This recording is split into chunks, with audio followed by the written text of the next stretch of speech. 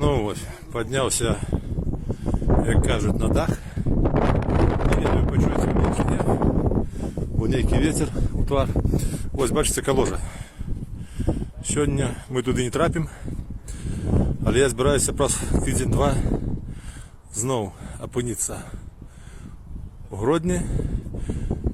І тоді ми поїдемо до каложі. Ось. Походив я по музею. Тут їх насамрэч некалькі. Ось. Там есть и королевская баня, и наш королевская лазня, як по-белоруску.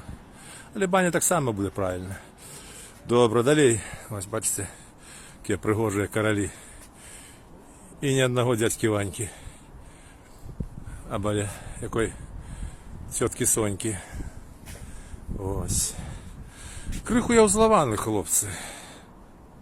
Ді дівчати. Чому? А я скажу вам чому.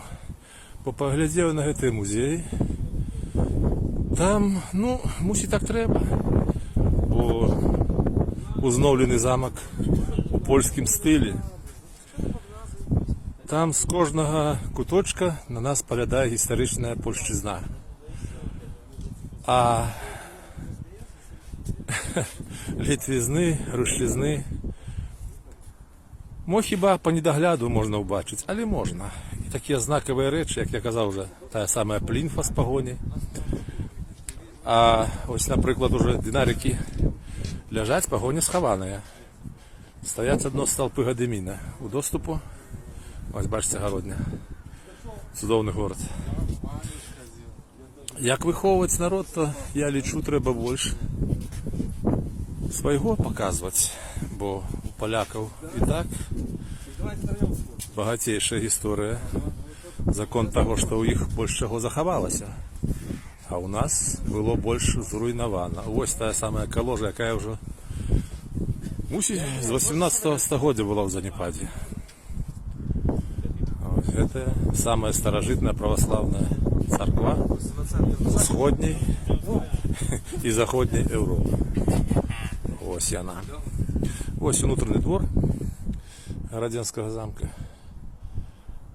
Ось, бачите, там так само старі мури. То, що з їх осталося. Ось, трохи ближе може трапити.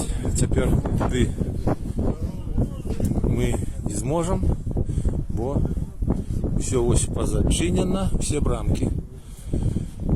Ну, уражений, я уражений. І не скажу, що я у лепший бок уражений. Як кажуть, ось.